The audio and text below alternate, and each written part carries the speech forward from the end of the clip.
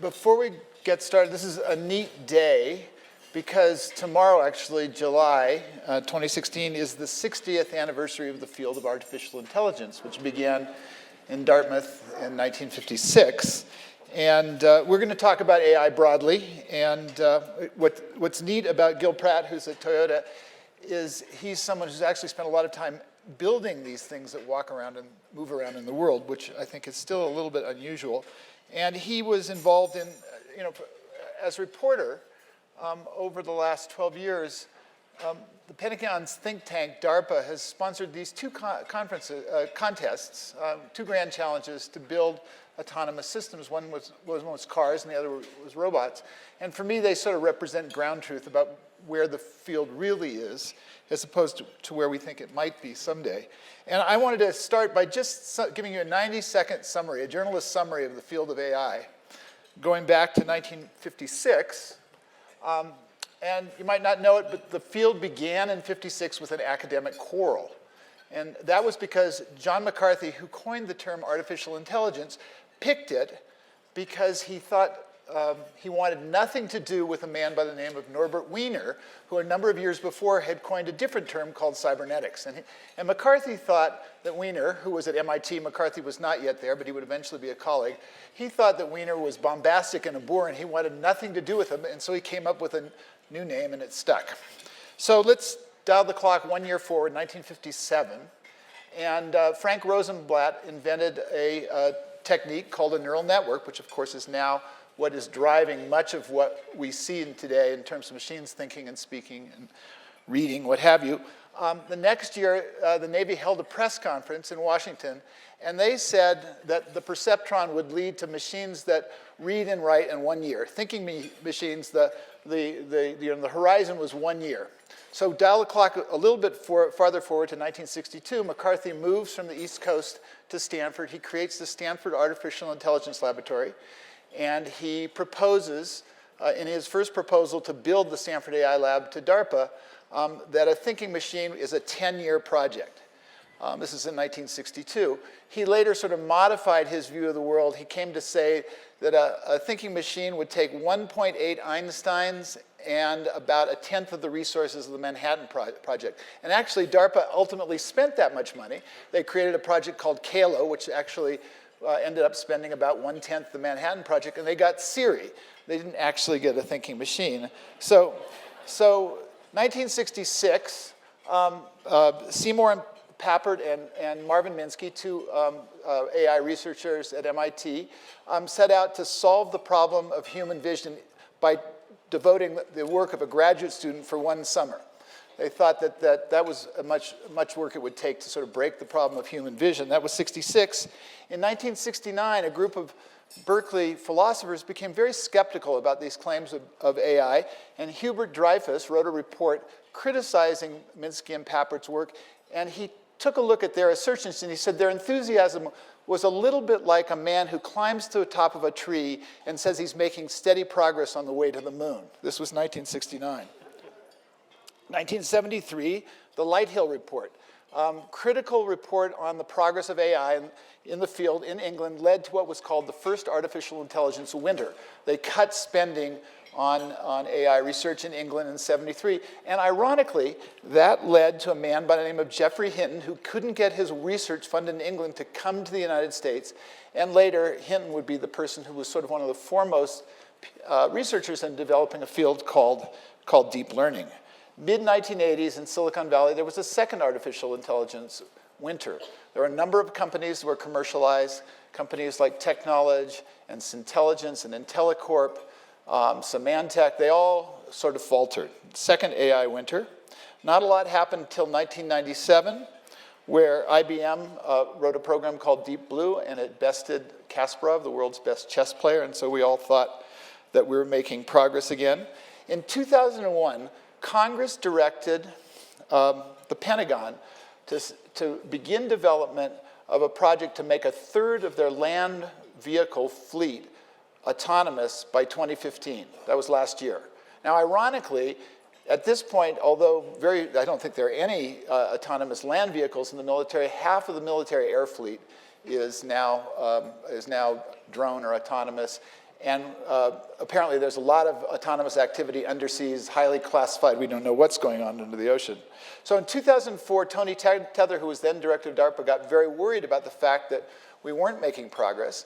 And he created these 3 autonomous vehicle contests between 2004 and 2007. And they led directly first to Google X and the Google car, and then to this dramatic explosion of commercial activity that leads us to where we are today. 2011, IBM built the Watson program. It defeated the best human Jeopardy program players. Although one of the things that Watson did really well is it pushed buttons, and so there may be some argument about how smart of an AI Watson really was. It might have been a better robot. 2012, Google wrote this program that basically recognized cats on the internet, cat videos. It was considered a great achievement, although if you've looked at YouTube, it's sort of hard not to see cat videos, so that might have been less impressive than it sounded. 2013, DARPA held the first of the 2 contests in building robots that could work in extreme environments where humans couldn't go, and this was organized by Gil, overseen by Gil. And 2016, AlphaGo, of course, a program written by programmers at DeepMind, a Google subsidiary, bested a human Go grandmaster for the first time. And now, so where are we today? If you were in Silicon Valley in the last couple of months and watched Apple and Google and saw their developer conferences, we have reached the point where artificial intelligence is now again in the valley. It's like the equivalent of a whitening agent in a laundry detergent. Now with AI. AI has become a marketing term in Silicon Valley. So that's the view from the point of view of a journalist. Yep. Where are we in the field from the point of view of someone who actually builds these things? So my view is somewhat humble. And it's wonderful to hear that history recapped. In my particular case, I worked at MIT as a PhD student for a professor, a guy named Jerry Letvin, who was a neurophysiologist and himself was hired by Norbert Wiener. So there's a lot of links that are going on here. And I know this battle between the 2 sides very, very well. It's important to understand a fallacy of thought that has gone on. Computers can play games. Computers can beat people playing those games. Does that mean that computers think better than people? Is thinking only about games? Thinking is about many, many things. Thinking is about writing poetry, about writing music, about understanding deep philosophical arguments, all sorts of things. And so it's important to understand it may actually be that games are something that people are not very good at. Why? Because our brains didn't evolve to play Go. We evolved to find food, to find mates, to survive, etc. I don't know of an evolutionary force until at least recently for playing Go. Maybe Go players, get to date each other, and so that's sort of a good thing. But it's important not to be fooled and not to be tricked. The big spike that has happened in capability in AI is something called deep learning. The particular technique that's been used that's been the most successful that Geoff Hinton and Yann LeCun and others have worked on is called convolutional neural networks, a type of neural network like those that were developed first in the 1950s. And what it really is simply a table that maps input to output. If we have these inputs, it'll generate those outputs. And in the middle is this neural network, which itself is a very crude abstraction of what goes on in the human brain or any animal brain.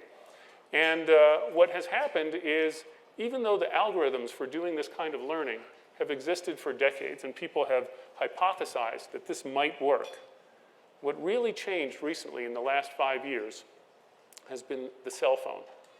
Okay, now what does the cell phone have to do with neural networks? There are no neural networks, at least in current software in cell phones.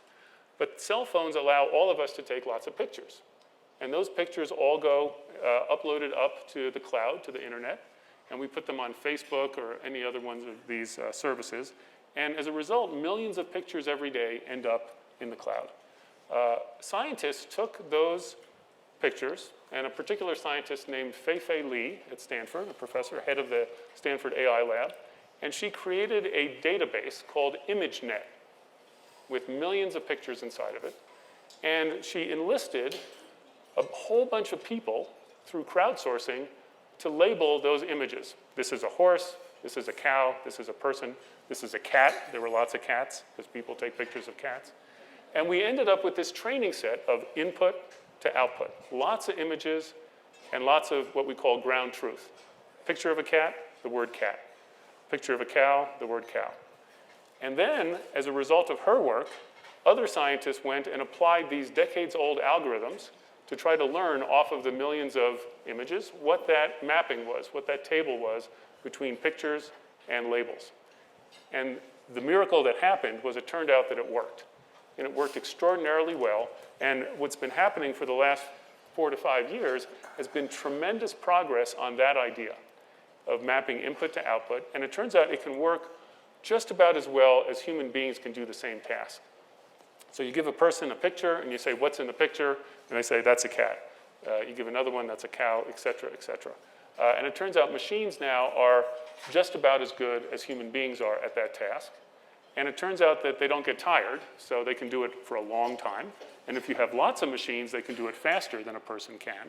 And so this object classification task, from images to labels, has been one of the great successes of AI.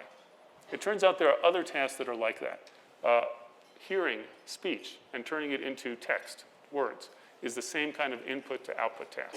And so through deep learning, through convolutional neural networks, we've succeeded at that. Knowing what the next move should be in AlphaGo, it has a few twists on it, but largely the same idea, mapping the board positions to what the next move should be.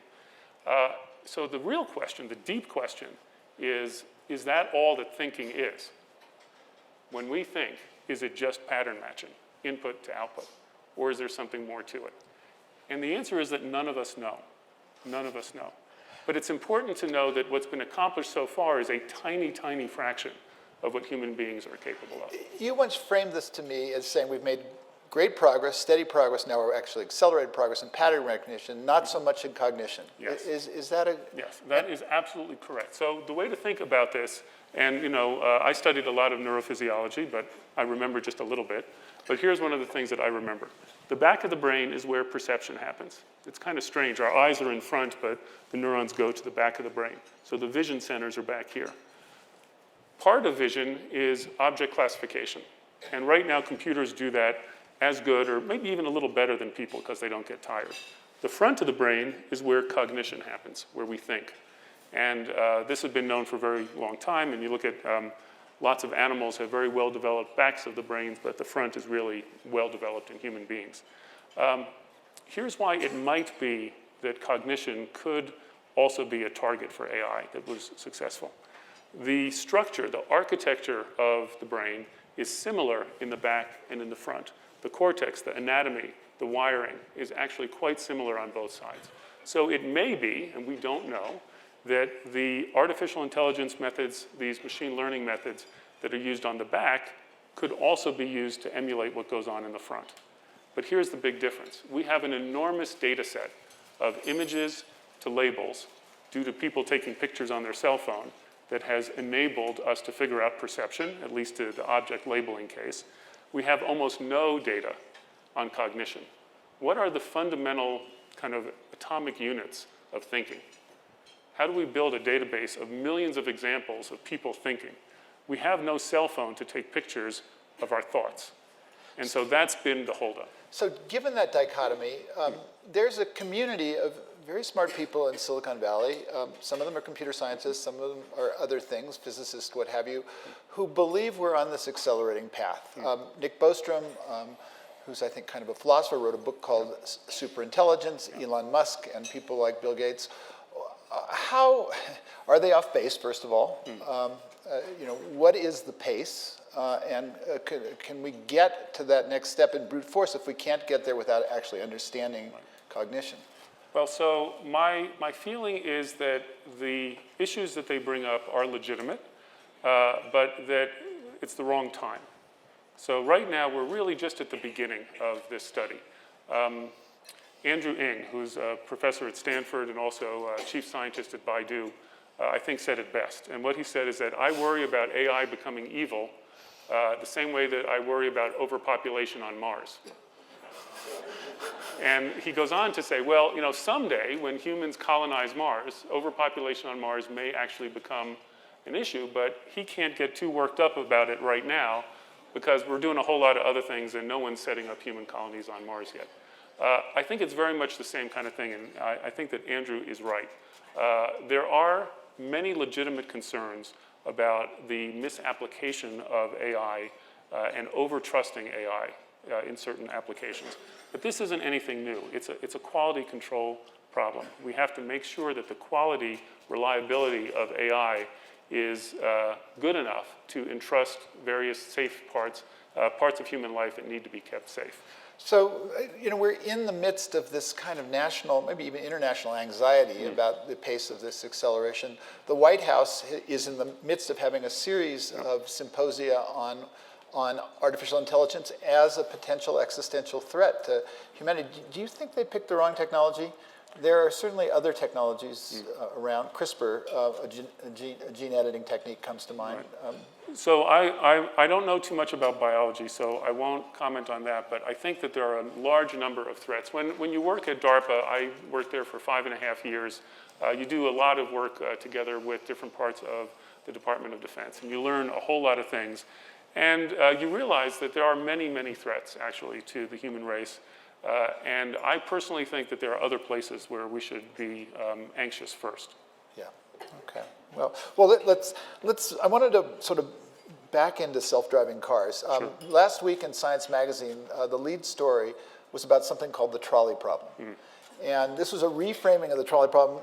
Let me try to simplify the trolley problem. Philosopher Philippa Foot, British philosopher in the 60s, came up with this way of thinking about ethical decisions. And her model of the trolley problem is you're on this track in a runaway trolley and you're about to run over 5 workers. And you have the option of throwing a switch, but you notice on the track that there are 2 there and you'll run them over. And it's been restated a million different ways. What was interesting about the Science Magazine articles, they actually went out and polled people about what they thought. And the result was as you might expect. It turns out that most people want other people to buy utilitarian cars that will make utilitarian decisions. Cars that will make decisions when they come to these difficult problems that are for the greatest good, except for themselves. They want to buy a car that will protect themselves first. And this, of course, leads to the tragedy of the commons, potentially. But I wanted to ask you, this is to the ethical decisions of machines. Is this the right way to think about designing machines that have to make these decisions? So is it possible? Right. I think that the trolley problem is interesting to think about, but it turns out it's a subset of a greater number of problems that really matter the most. If you are in an autonomous car, you can use it in a variety of different ways. The lower levels of autonomy are one where it's basically doing something that's convenient, similar to cruise control, but it still relies on you to be vigilant, to watch for other traffic, to make sure that it doesn't make a mistake, and that you supervise the autonomy that's in the car. At higher levels of autonomy, the trust goes up, and the human being trusts the car more and more, and eventually, when you're at the peak of that, you can go to sleep, and the car will drive for you, and you will arrive at your destination, well-rested, etc. The real question is, when does the machine reach that level of trust? And how do we know when it's that good? And the answer, not only for the trolley problem, which is a particularly sort of a philosophical way of making the problem as hard as possible. The machine needs to choose between 2 terrible outcomes. Take a life on the left side, take a life on the right side. How's it going to judge which life is worth more? And it turns out human beings are terrible at that too. Even if they say, I value young people over old people, or I value old people over young people, whatever they say, when faced in a simulator with exactly the same thing, and they have to quickly make a decision, they'll often choose the wrong one. Because again, it's very hard for us to do. It's going to be hard for the computer to do too, because it's hard for the computer to be certain about its perceptions. But this uncertainty about perceptions exists much more broadly than in just the just the trolley problem. It exists in everyday driving, okay? We are incredibly good at driving. And when people tell you autonomous cars are already better than human beings at driving, don't believe them, okay? It's not true. And just to back this up with some numbers here, the fatality rate in the United States, turns out since I work for Toyota, it's the same I know in Japan, is 1 fatality per 100 million miles, okay? 100 million miles. And that is even including drunk driving, people falling asleep at the wheel because of fatigue, people texting while driving, which I know no one here does, right? And so it's not unreasonable to think that if we behaved better, that number would be a factor of 10 higher. And so instead of 1 fatality every 100 million miles, it would be 1 fatality every trillion miles. Sorry, every billion miles. I got to get that right. The company that's been working sort of the longest in the autonomous driving field is Google. That came directly out of the DARPA challenges you spoke about before. They have amassed around 2 million miles of testing. And it turns out that that's great. But again, remember how good human beings are. 1 fatality every, if we act well, billion miles. There's a big difference between a million and a billion, factor of 1,000. And so the autonomous driving field is really in its infancy. We're still nowhere nearly as good as people are in the best case. Wow. And so the trolley problem is interesting, but it's actually the wrong problem to be worried about right now. Let's worry about driving in traffic. And so let's work to that. Okay. I don't want to sort of pin you down on your competitors, Sure. but it's coming fast and furious. BMW and Intel and Mobileye are going to make an announcement tomorrow, which I guess BMW has already made the announcement. They said that they will introduce a self-driving car at level 5, which is in 2021. Well, 5 years is a long time away. Elon Musk has been a little bit more aggressive, as he is in many of these things. I think he said 2 years for the technology and 1 year for the regulatory, which seems to be optimistic on both fronts. Largely because I've watched your contest, I've become more skeptical. And tell me if you'd take this bet. I've been going around the country saying that if the Uber robot comes to my home in San Francisco in 2025 and takes me to dinner in Palo Alto, I'm buying. Do you think I'm going to lose my bet? It depends what time of day it is and what day of the year it is. Yeah. So here's the reality. If we allocated special lanes on the highway for autonomous cars, and there was a very stiff penalty for any human being ever driving into that lane, think a HOV lane, but really only for autonomous cars. We could have autonomous cars at level 5 driving in those lanes now, okay? The cars would all talk to each other. They would all know where each other are. These essentially would be the same as if you were, if you remember slot cars, little model cars that raced on slots. It would work like that. The cars would know exactly where they're going. They would not collide with each other. It would be perfectly safe. Is that more than Super Cruise, which is in the market from some manufacturers already? So Super Cruise is that, but it also allows you to interact with human-driven cars as well and to avoid accidents with them. So the trouble, I'm sorry to paraphrase here, but it depends what the definition of autonomous is, okay? And the definition of autonomous at its maximum is this challenge that you've put forward of, this car's going to take me to dinner. But that, again, depends on the traffic. So if the traffic is good, the weather is good, by good, I mean the traffic is light. Perhaps it's Sunday night, okay? The weather is good. The maps that have been accumulated about the particular roads to drive from you to somewhere else are very accurate, and there's been no construction on those zones, and you know that for a fact. I think you may lose the bet, okay? But if it's Friday night, which I think is a pretty tough time for traffic, if San Francisco's fogged in, and they're doing construction, then you'll win the bet because, in fact, that's very, very hard to do. Yeah. So that's the difference. There's no single line. Let's talk about your research group. You came to Silicon Valley.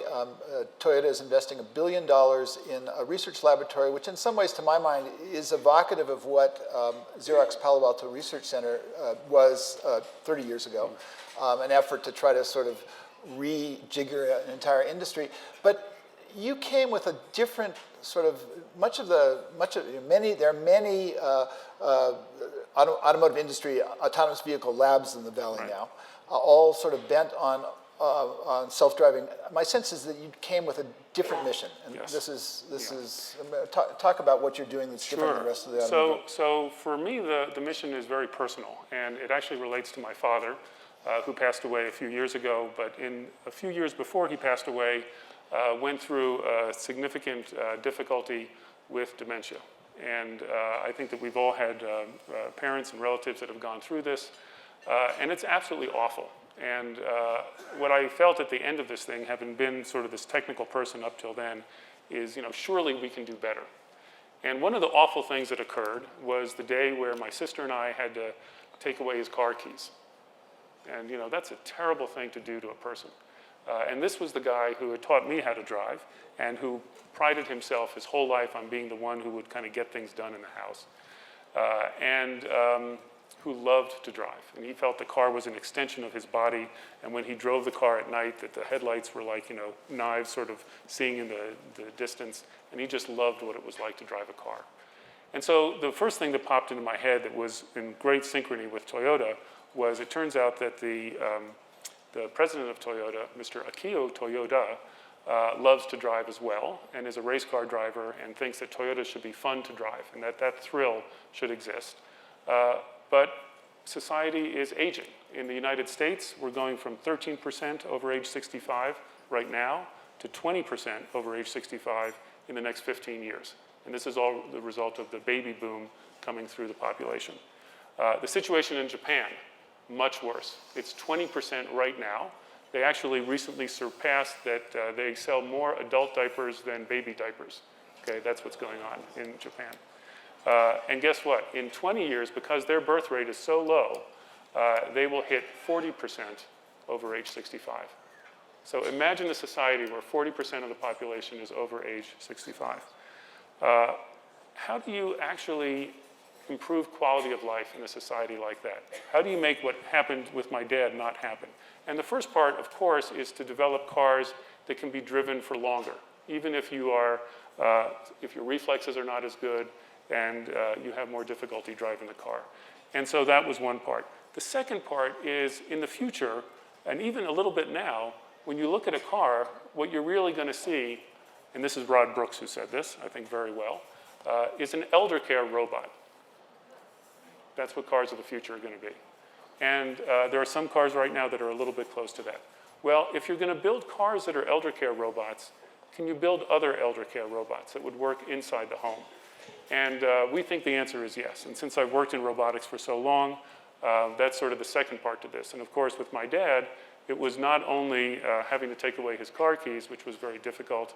And by the way, my wife, who's in the audience, had to do the same thing with her father as well, and it was just as awful.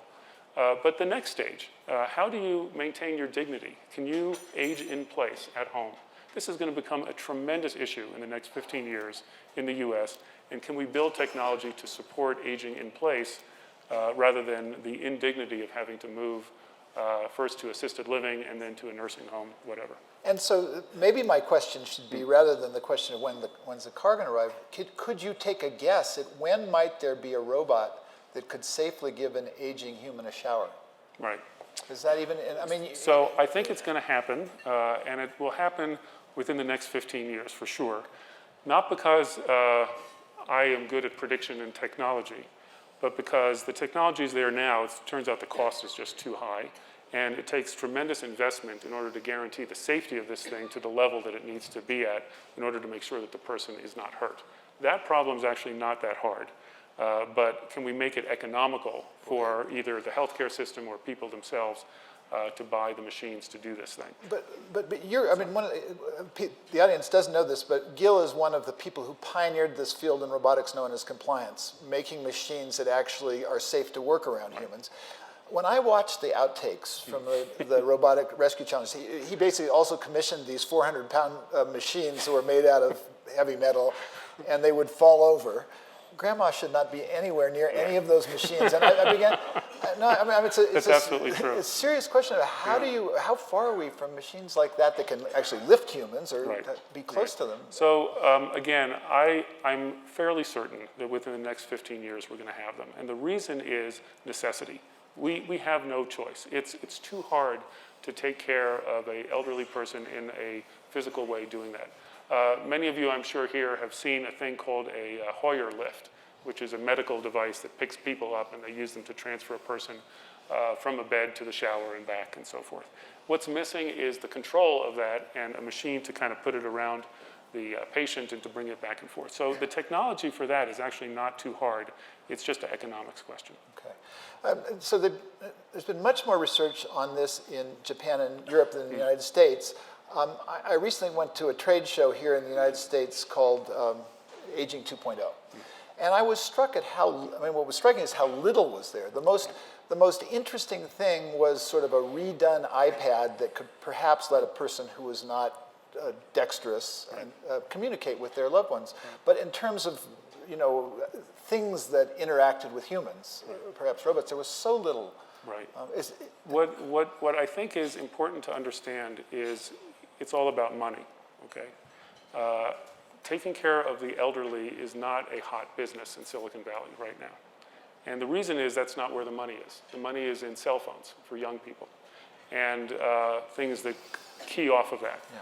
And what will change within 10 to 15 years is society's tremendous need in this regard because of aging society. Whatever our social norms might be in terms of how much we follow the 10 Commandments to respect your mother and father, which is of course what this is all based on, both in the US and particularly in Japan. In the coming years, it'll happen in China as well, South Korea. This problem will become so severe that it will have to be solved. And so the confidence that I have is actually based on the need being there. Yeah, I think you actually even understated the demographic challenge. I mean, that's what's relevant. I think the number of people over 80 globally will double by the middle of the century. Yep. It will go up by 7-fold by the end of the century. Yeah, it's amazing. I came to this sort of religion. I was one of those people with my hair on fire about the impact of technology on jobs. And then I talked to Danny Kahneman, who's this behavioral economist, and I was sort of arguing that robots were going to come to China and they were going to lead to social disruption. He said, you don't get it. He said, in China, they'll be lucky if the robots come just in time. Right. And I didn't get what he said until I looked at the demographics. And so it's this dual thing that you're pointing out. One is the working age workforce is shrinking. I think it shrank by 5 million last year in China. And at the same time, the Chinese have this wonderful tradition of caring for the elderly, but the population is aging so quickly that they're not going to be able to easily do that. Yes, so, this is right. Silicon Valley perhaps isn't seeing the market that's staring them in the face. I think that's true. Yeah. Yes. So. And some of it is how far one sees, right? So it takes being able to see out 15 years, which is not a Silicon Valley thing. Sorry. I know many of you are from there. We just moved there, so now we as us. So yesterday, Satya Nadella, interviewed by Walter Isaacson, called for both empathic and ethical robots. And is that possible? The thing that's happened recently in Silicon Valley, also the sort of the hot product or the hot service of the moment are conversational agents, machines that talk to you. And can we trust things that are designed by companies like Google and Facebook that may have ulterior motives? I think that we can. I don't want to endorse any particular company over any other one.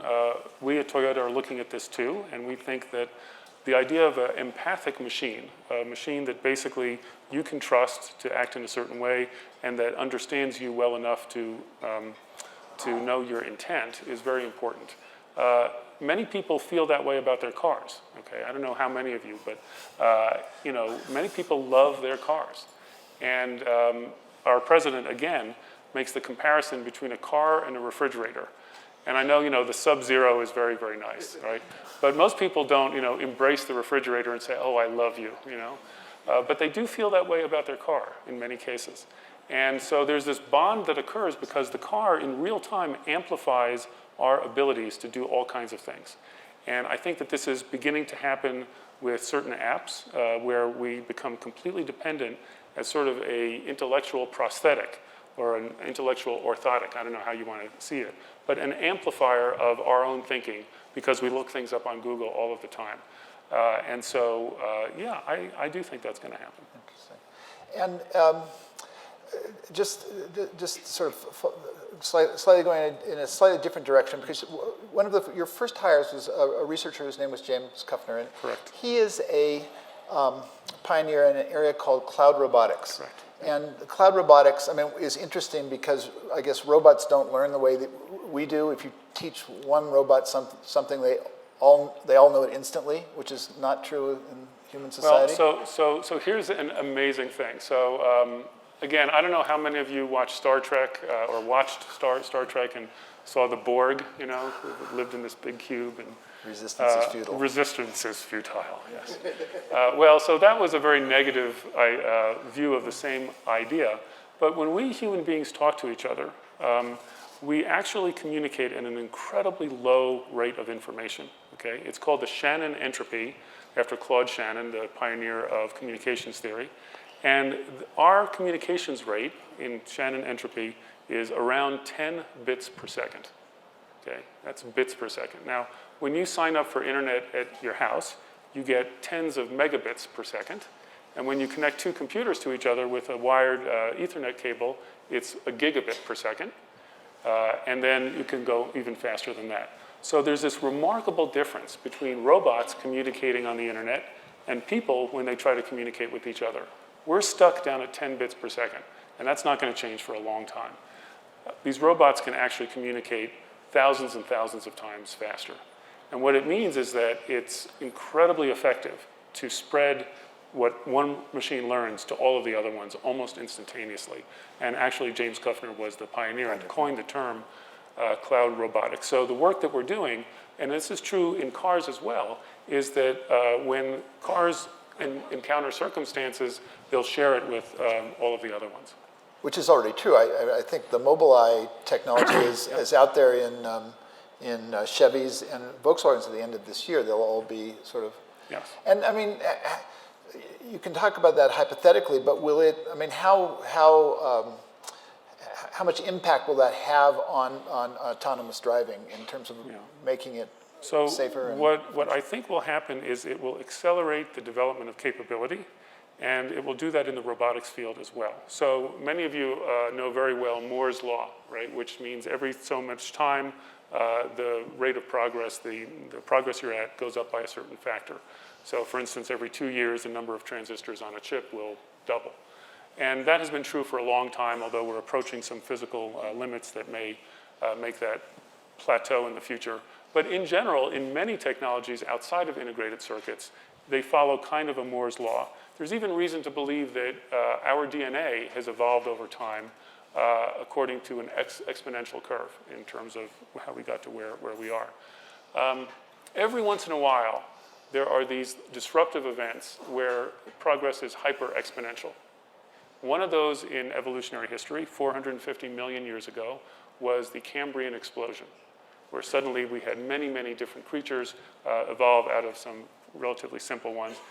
People have wondered, why did that happen at that time? And there are many theories, and there's no particular certainty as to which one's true. But one of the ones that I find appealing is that it was because of the evolution of vision. That before that, we had very simple light receptors that could tell generally light versus dark in a blurred way.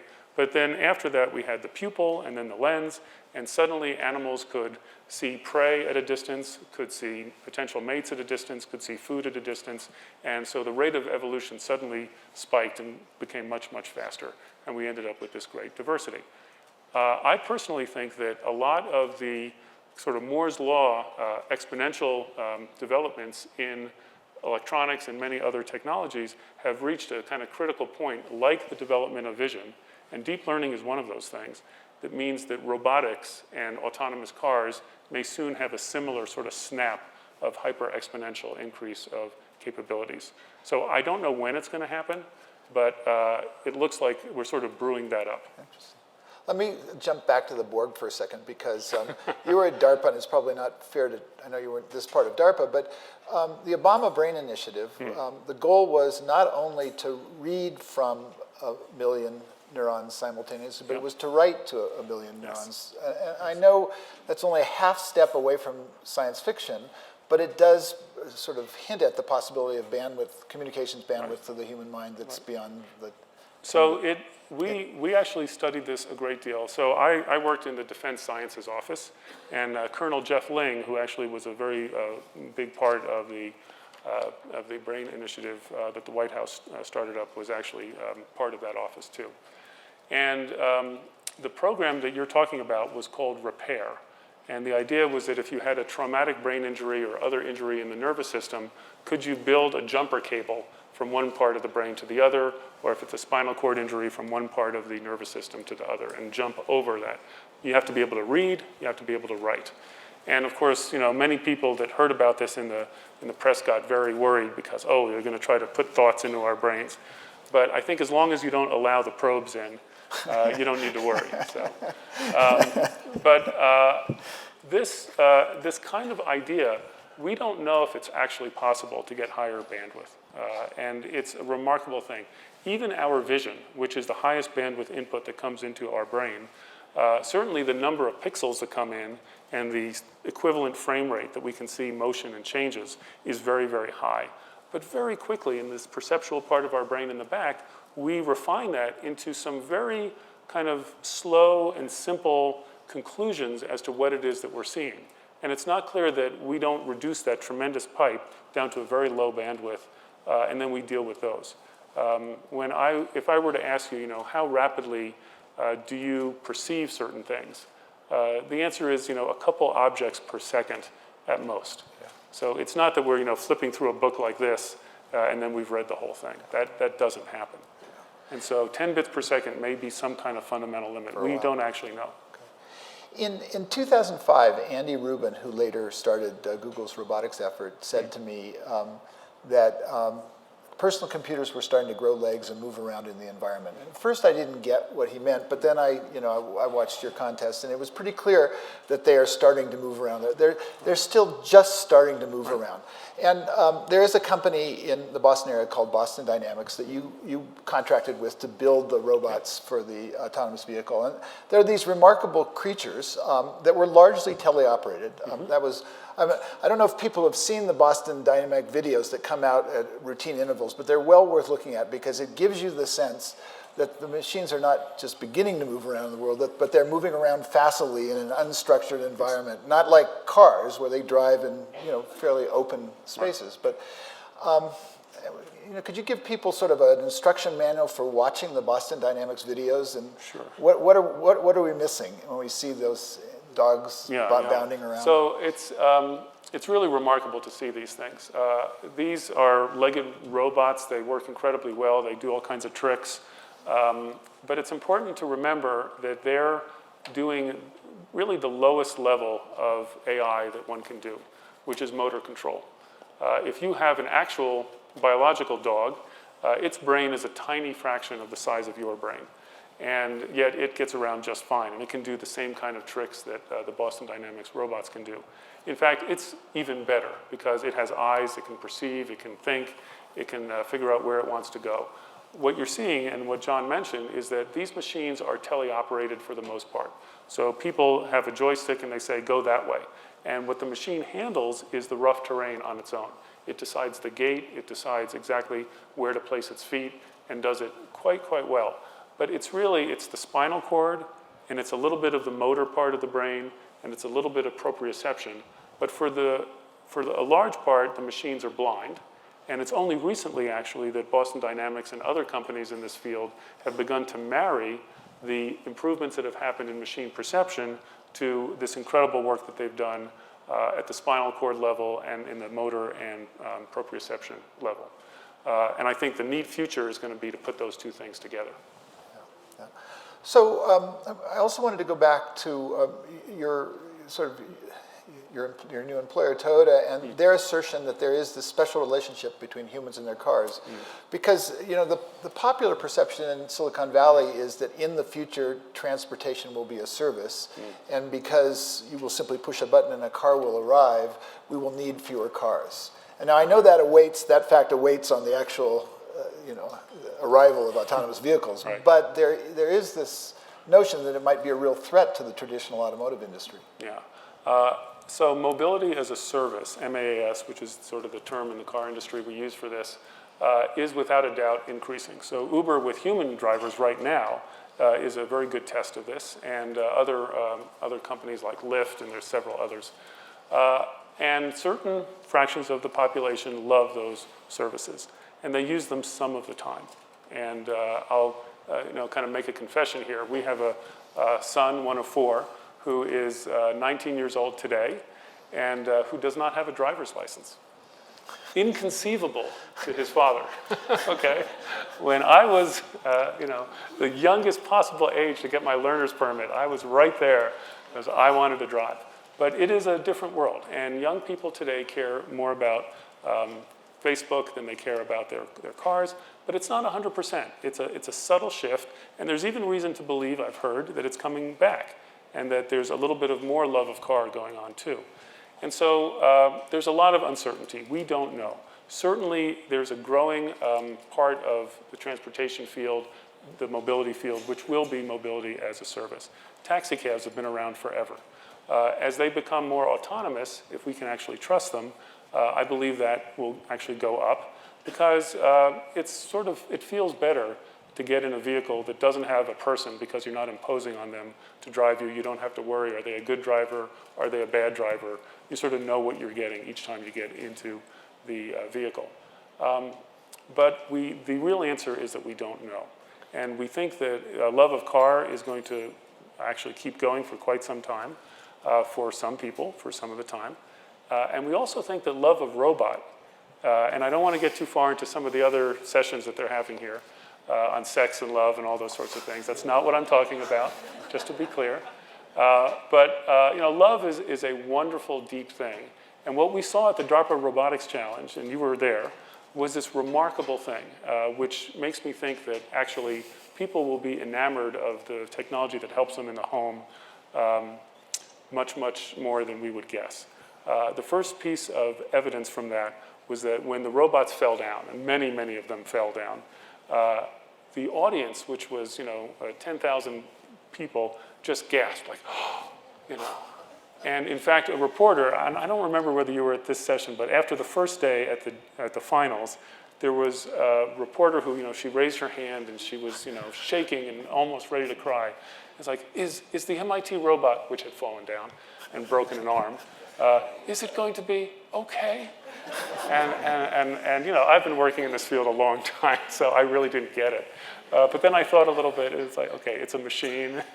We can replace, and in fact, it was okay because we replaced the arm and it was fine. But that's the kind of empathy that happens, and this has been known for a long, long time. And people project this anthropomorphic view. We project feelings onto inanimate things. Many people think that their car is sentient, right? And back in the old days when the carburetor didn't work so well and stuff like that, people thought their car had moods, right? Oh, well, she's not feeling so good today, or he's not feeling so good today. I won't be sexist. But these days, cars are much more reliable, so that has kind of dropped out. But we still have this thing where we project our emotions onto other things. This is sometimes called the ELIZA effect, after a very short computer program which does a type of psychoanalysis by talking back and forth to a person in a way that is incredibly dumb. It mostly just echoes what the person says to it. And many people are fooled and think there's a person at the other side. And in fact, there's one page of software speaking back to them. I'm going to open it up to the audience, but I have one last area I'd like you to comment on before we go more broadly. About every decade or so, we as a nation go through this period of anxiety about automation and jobs. And we're back there again, which is pretty striking because at the moment there are more than 150 million people working in America, which is more than ever in history. But it's a nuanced situation. And what do you foresee? So I've been a part of this group that met at MIT very often over the last year and a half with John McAfee and Eric Brynjolfsson. And we talked about this a lot, and it's a matter for their books also. I think actually there's something serious to consider here. Without a doubt, adding automation, adding robotics to society will increase our societal wealth. It'll increase it tremendously. And you can sort of reduce it to the problem of Robinson Crusoe, and he's sitting there on the island, and let's say he has a choice. Do you want to do all your chores by yourself, or would you like the robot next to you to work with you to do all of your chores? What do you think he's going to choose? There's no money. He's by himself. Of course, having the robot's a good thing, right? So the way to think about this is it's not about whether having robots is a good idea. Having robots is a tremendously good idea because it means that we don't have to work so hard and our quality of life can go up. As a society, we are going to become incredibly wealthy as a result of this technology. The real problem is the distribution of wealth, okay? And I know that if you were all Republicans, that would be a dirty thing to say, and so I'm glad that that's not true. But it's actually about the distribution of wealth. And so how can we fit, traditionally wealth has been distributed as a result of labor and capital. Well, capital seems to still work no matter how we set this thing up. But the distribution of wealth by labor is the part that's under threat by having more automation in society. If we don't have to work very much, if the value of our work gets lower and lower and lower, what mechanism will be used to figure out who gets what? And that's actually the problem to be solved. But it's important not to confuse it with sort of a very simplistic view of they're going to take our jobs and that's bad. Okay? The answer is they're going to help us tremendously and that's good. And we also have to figure out this distribution of wealth thing. And there are many answers to that too.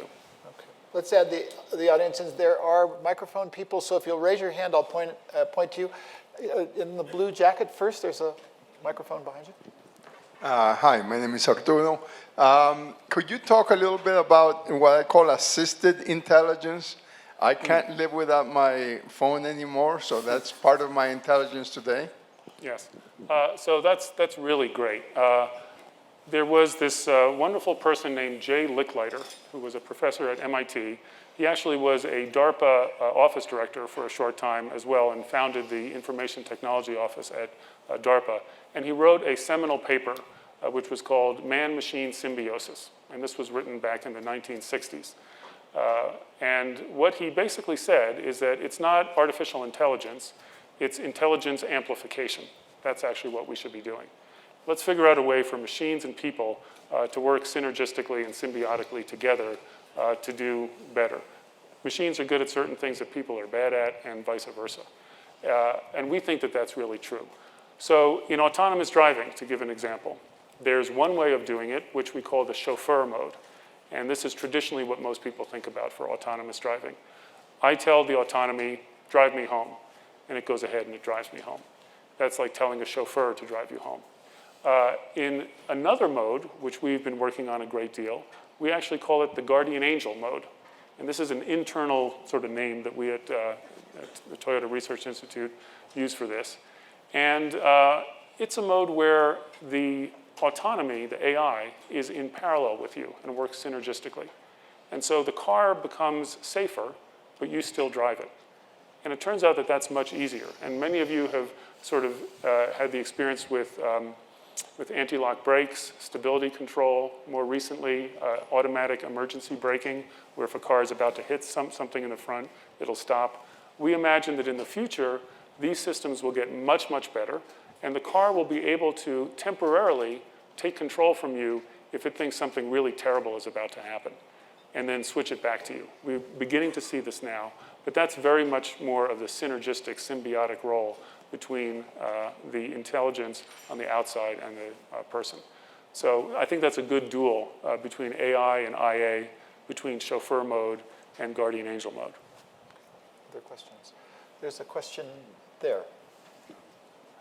My name is Dean Ambrose. I hope I'm speaking into it. And Dean Ambrose, and I live in Los Angeles and have a home in Palm Springs.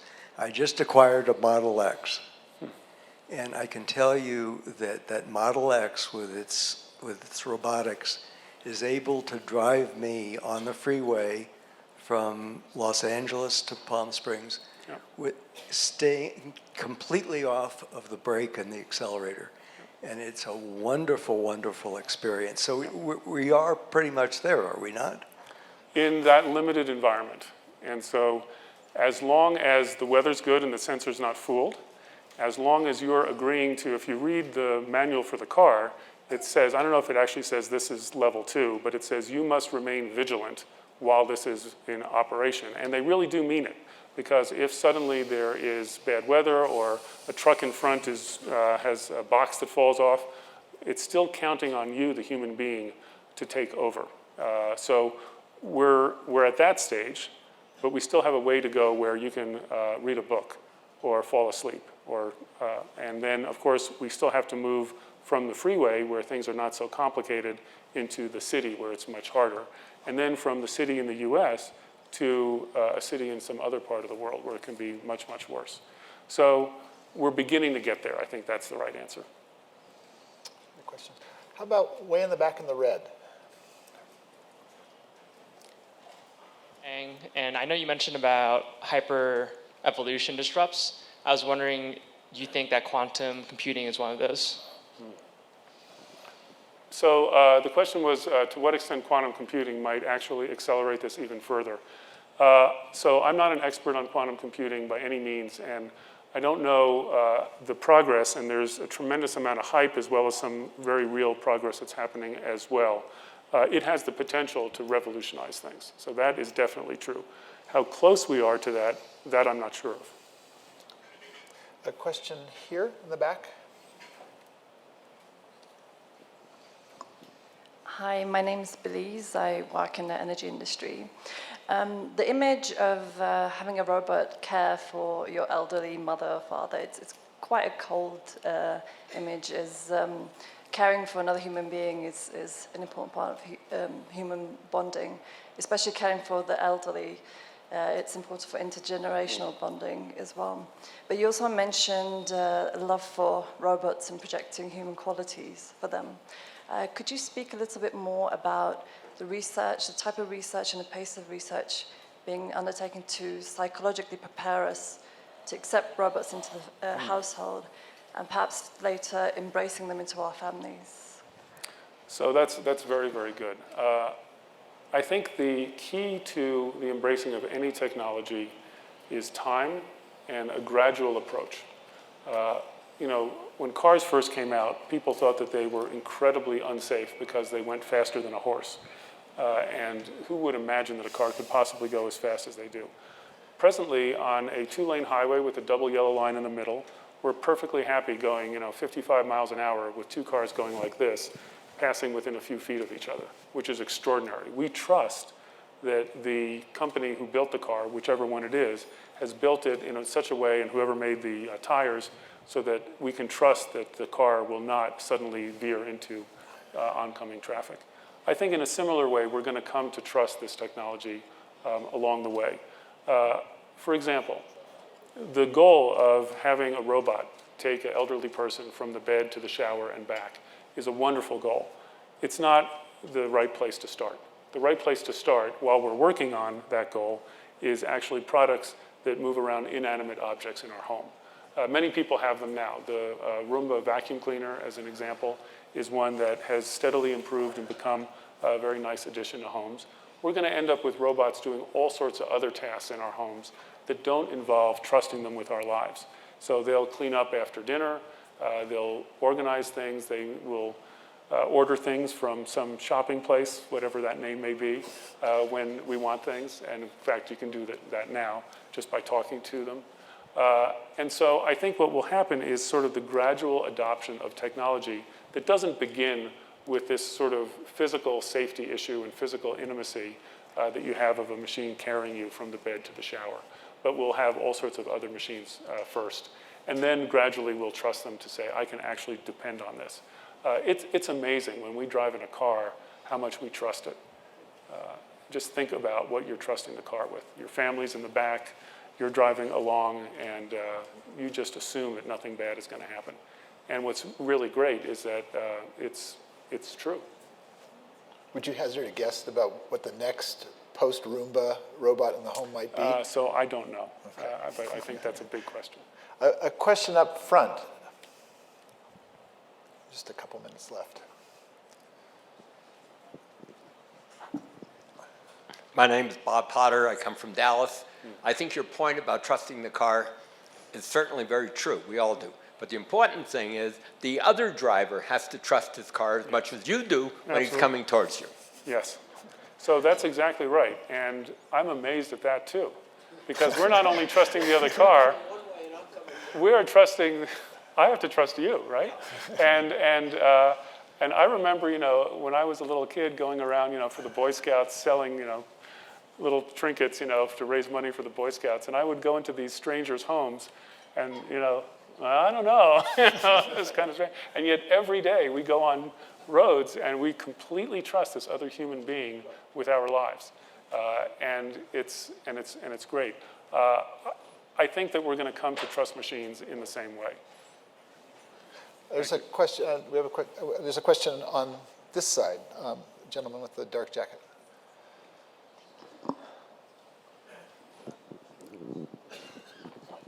You were talking about my name is Michael Kasser, I'm from Tucson, Arizona. We were talking about looking ahead 15 years and planning ahead as far as technology is concerned. Is anybody planning ahead about how society and social evolution over the next 15 years, are you looking into that? I'm sure you are because you're an MIT guy, as I am. Yeah. So, well, and I'm lucky, of course, to work with some others at both MIT and other places that are thinking very deeply about this thing. So this economics group that I mentioned before with McAfee and Brynjolfsson, and many others actually were part of that group, have thought about it a lot. And I think the best thing that's come out of that group is really the realization that there's two different issues. And so, my thinking is, we need to completely accept the fact of the tremendous good these machines can do. But we also have to be cognizant of the fact of the kind of disruption that can happen as a result, the displacement of labor from one field to the other. If it happens slowly, things will be fine. But if it happens fast, we have to figure out how to deal with that too. But to remember that that displacement is about the distribution of wealth through labor and capital, not about the generation of wealth. And there's every reason to embrace the technology for the generation of wealth. And we just have to figure out this other part. So we're out of time. I have a friend in Silicon Valley, Paul Saffo, who's a longtime observer, who likes to say, never mistake a clear view for a short distance. And so with that, let's thank Gil.